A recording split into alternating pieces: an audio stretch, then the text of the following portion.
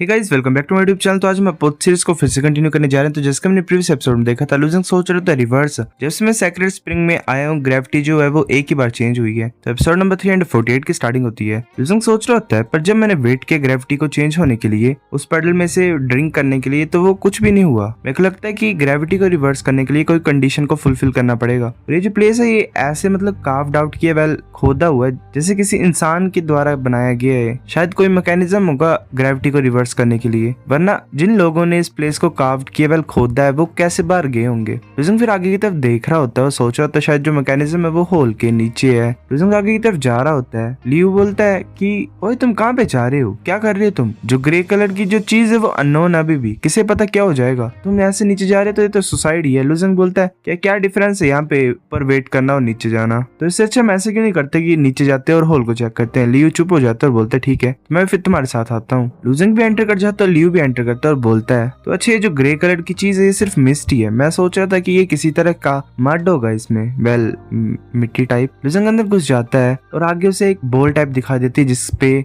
यिन और यांग का साइन होता है। लूजिंग सोच रहा था कि शायद प्रोबेबली यही चीज होगी वो। लूजिंग बोलता है कि यही चीज है शायद जो मुझे लगता है कि ग्रेविटी को रिवर्स करती है। लियो बोलता है अच्छा। लूजिंग उसे अपने हाथ में पकड़ लेता है और सोच रहा होता है कि जो ये यिन और यांग बॉल है, इसमें ही होगा कोई मैकेनिज्म ग्रेविटी को चेंज करने के लिए, पर इसे एक्टिवेट करना अभी भी अननोन है मेरे लिए। लूजिंग फिर अपने आईज को क्लोज कर लेता है, सोच रहा होता है। लूजिंग सोच रहा होता है कि मैं अपने थॉट्स को डालने की कोशिश करता हूँ इस बॉल में, शायद मैं कुछ फाइंड कर पाऊँ। चलो मैं ट्राई करता हूँ। फिर लूजिंग वैसे करता है। वो जो बॉल होती है वो ग्लो होने पड़ती है। वो जो बॉल होती है वो हवा में उड़ने लग पड़ती है। उसे एक रेड कलर का ऑरा सराउंड कर रहा होता है और वो रोटेट हो जाती है।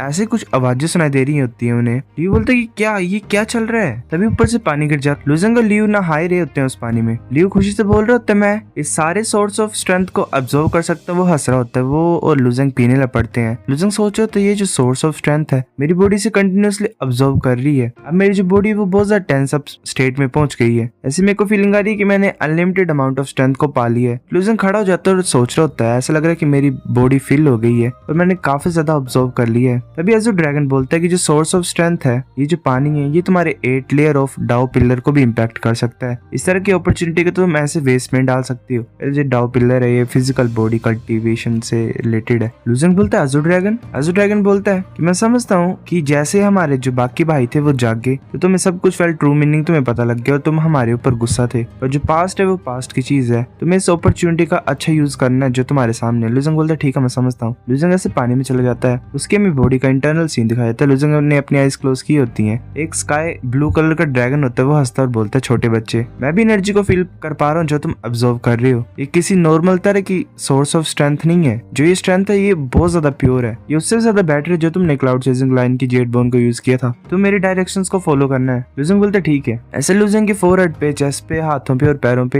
एनर्जी के सर्कल्स टाइप अपीयर होते हैं और लूजिंग वहां से ऑब्जर्व करने लग पड़ता है। लूजिंग बहुत ज्यादा खतरनाक तरीके से ऑब्जर्व कर रहा होता पानी को। क्रिम्सन ड्रैगन बोलता है इस तरह की जो सोर्स ऑफ स्ट्रेंथ है वो नॉर्मली एग्जिस्ट नहीं करती है। होली डोमेन में भी इस चीज को फाइंड करना बहुत ज्यादा रेयर होता है। ये जो अपॉर्चुनिटी है इस तरह की लेवल ऑफ स्ट्रेंथ को ऑब्जर्व करना, ये सिर्फ इमॉर्टल के डिसिपल्स को मिलती है। लूजिंग ऐसे ऑब्जर्व करता जा ही रहा होता है कंटिन्यूअसली। क्रिम्सन ड्रैगन बोलता है कि जो डाउ पिलर 8 लेयर का है वो डन हो गया, वेल कंप्लीट हो गया है। अब तुम 9th गॉड पिलर को हिट कर सकते हो। लूजिंग ऐसे फिर कंटिन्यूअसली ऑब्जर्व करता रहता है। हमें बताया जाता है कि जो 9th गॉड पिलर होता है वो अल्टीमेट पाथ होती है बॉडी कल्टिवेटर्स के लिए। तुम्हें अपने इंटरनल वर्ल्ड में 9 स्टार्स को क्रिएट करना पड़ता है। नॉर्मल कल्टिवेटर्स की बॉडी में स्टार्स नहीं होते हैं क्योंकि वो सेंट्स नहीं होते हैं, तो उनका जो इंटरनल वर्ल्ड होता है वो इनकम्प्लीट होता है। पर जो बॉडी कल्टिवेटर्स होते हैं वो 9 स्टार्स को बना सकते हैं अपनी बॉडी के अंदर। फिर उन 9 स्टार्स के साथ वो लिंक करके उनकी जो स्ट्रेंथ होती है वो एंडलेस हो जाती है। को 9th गोल्ड पिलर, एक ड्रैगन बोलता है कि कुछ ज्यादा जल्दी नहीं है लूजिंग को 9th गोल्ड पिलर क्रिएट करना, क्योंकि होली डोमेन हो चाहे कोई और डोमेन है, डुअल बॉडी जो टेक्निक कल्टिवेटर होते हैं वो कुछ ज्यादा रेयर होते हैं और वो मार्शल डाउ की पाथ में ज्यादा दूर नहीं जा पाते हैं। एक ग्रीन ड्रैगन बोलता है कि अगर मैं सही तरीके से बोल लूं तो एक डिवाइन एक्सट्रीमिटी लेवल के मार्शल आर्टिस्ट के इंटरनल वर्ल्ड में 9 स्टार्स को बेयर करना बहुत ज्यादा इम्पॉसिबल है। अगर बॉडी बेयर नहीं कर पाएगी, वेल हैंडल नहीं कर पाएगी उसे, तो जो इंटरनल वर्ल्ड होगा वो फूट जाएगा, एक्सप्लोड कर जाएगा। जो एल्डर ड्रैगन होता है वो बोलता है ऐसा मत बोलो कि जो डुअल बॉडी टेक्निक कल्टिवेटर्स वो रेयर होते हैं। ये बातें हम सिर्फ नॉर्मल कल्टिवेटर्स के लिए बोल सकते सकते हैं। अगर कोई नॉर्मली कल्टीवेटर बनना चाहता है तो वो फिजिकल बॉडी को नहीं कल्टीवेट कर सकता है, पर काफी ज्यादा ट्रू गॉड्स है जो होली डोमेन में सेंट बनना चाहते हैं, उनके लिए डुअल टेक्निक्स ही नहीं है पर 3 टेक्निक्स है। वो जो 3 टेक्निक्स है वो एसेंस है, की और स्पिरिट है। स्पिरिट साउल रिफाइनिंग के लिए, एसेंस ट्रू कल्टीवेशन के लिए और की बॉडी रिफाइनमेंट के लिए। और जो लोग होते हैं जिनके पास सर्टेन लेवल होता है एसेंस की का और स्पिरिट का, वही कंप्लीट इंटरनल वर्ल्ड को क्रिएट कर सकते हैं अपनी बॉडी में। फिर वो जो वर्ल्ड होता है वो होली डोमेन की एज पे प्लेस हो जाता है, वो एक ट्रू वर्ल्ड बनता है। फिर ऐसे जो लुजंग का वर्ल्ड है वो छोटा है पर वो प्रिमिडिल क्योस की वजह से बना हुआ है। उसने पहले सरपास कर दिया नॉर्मल इंटरनल वर्ल्ड्स को और उसका जो वर्ल्ड है वो ट्रू इंटरनल वर्ल्ड है। एक पॉइंट में हम ऐसा बोल सकते हैं कि बाकी जो सेंट्स हैं उनसे ज्यादा अच्छा वर्ल्ड है उसका। जो सेंट पीपल होते हैं उनके इंटरनल वर्ल्ड्स जेन्युइन एनर्जी से बने होते हैं और ऊपर से उनके ऊपर लिमिट होती है हेवनली डाउ की। उस वर्ल्ड के लोगों को बाहर आने के लिए उन्हें डिवाइन डाउ को अंडरस्टैंड करना पड़ता है, तो ही वो फिर हेवनली डाउ को क्रॉस कर सकते हैं और होली डोमेन में एंटर कर सकते हैं। वेल एक तरह से डाउजी बन के। पर लुजंग का इंटरनल वर्ल्ड जो है वो प्रिमिडिल क्योस की से बना हुआ है, वो हाई है लेवल पे है बाकियों से, जिसमें जो हेवनली डाउ वो लिमिट नहीं डाल सकता है। तो जितने भी बीइंग्स हैं उसकी बॉडी के अंदर वो फ्रीली लीव कर सकते हैं उसके इंटरनल वर्ल्ड को। और इस पॉइंट से हम बोल सकते हैं कि लुजंग का जो इंटरनल वर्ल्ड है वो इंटरनल वर्ल्ड है नहीं नॉर्मल, ना ही नॉर्मल डोमेन है, ये एक होली डोमेन है, एक मिनिएचर होली डोमेन। और यही रीजन है कि हमने स्टार्टिंग से इसे चूज किया है। वेल होली डोमेन, ये गॉड डोमेन। वाटर वाला ड्रैगन बोलता है कि हाँ ये सही है, वेल करेक्ट है। अगर टाइशांग वेपन रिफाइनिंग मेथड ने लुजंग को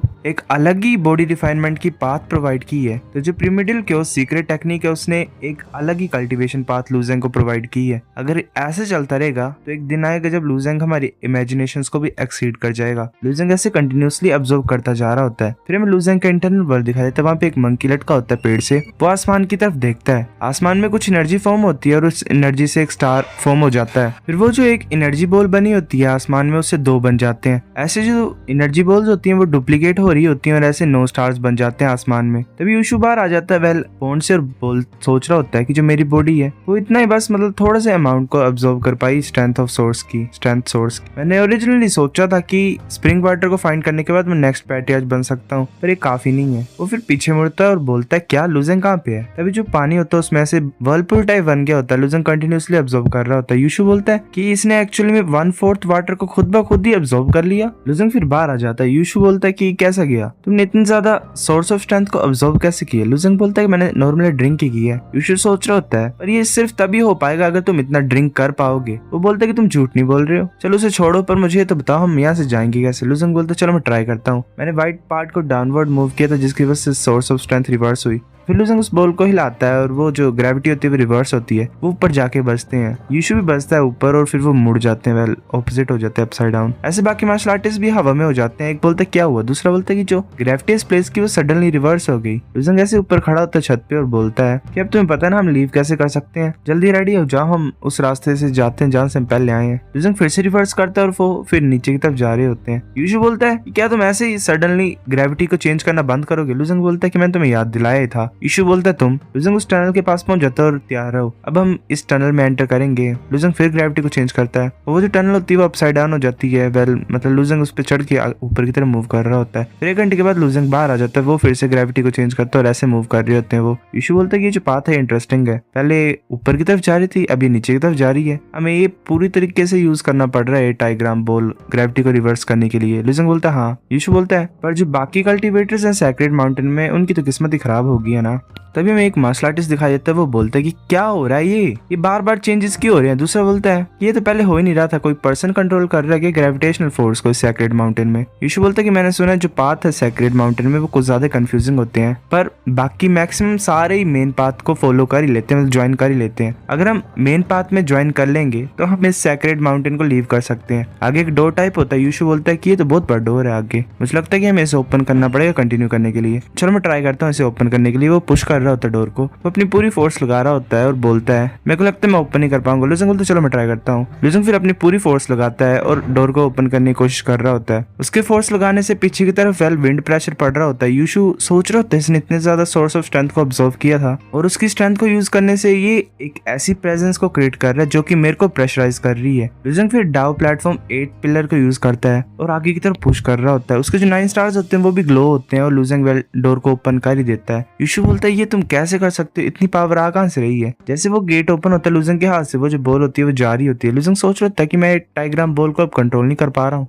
वो बॉल ऐसे उड़ती जा रही होती है ऊपर की तरफ, और फिर बॉल ऐसे आगे की तरफ बाउंस होती जा रही होती है। लुजंग सोच रहा होता है ऐसा लग रहा है कोई 8 डायग्राम बॉल को कंट्रोल कर रहा है। चलो मैं ट्राई करता हूँ सेंस करने के लिए अपनी रेडियस को बढ़ा के, वेल परसेप्शन को यूज करके। लुजंग ऐसे कर रहा होता है, वो उस बॉल को फॉलो कर रहा होता है। वो जो बॉल होती है वो आगे जाती है और उस पूल में चल जाती है। तभी ग्रेविटी चेंज होती है, वो ऊपर की तरफ जाते हैं और वो स्टेबल हो जाते हैं, वेल मतलब मुड़ के लैंड कर जाते हैं सेफली। यीशु बोलते हैं कि ऐसा हो सकता है कि कोई पर्सन है जो तुम्हें स्टॉप करना चाहता है, वेल 8 डायग्राम बॉल को अपने साथ ले जाने के लिए। मैं ये फील कर रहा हूँ कि ये सब कुछ यहाँ पे किसी ने प्रिपेयर किया है। लुजंग बोलते ये हो सकता है कि जिस ओनर ने गॉडली फॉरबिडन लैंड को क्रिएट किया है उसका काम हो सकता है। लुजंग सोच रहा था अब किसे पता कि जो ओनर है गॉडली फॉरबिडन लैंड का वो इतना ज्यादा जेनरस क्यों है कि वो मेरे को इतनी ज्यादा सोर्स ऑफ स्ट्रेंथ देना चाहता है और उसने मेरे को प्रोवाइड की। सो गाइस एपिसोड नंबर 348 इतना था। अगर आपको वीडियो पसंद तो लाइक करनी है, लाइक कर दो, शेयर करो दोस्तों के साथ, कमेंट करके बता अगर आपको वीडियो लगी है, सब्सक्राइब करो। तब तक के लिए बाय बाय।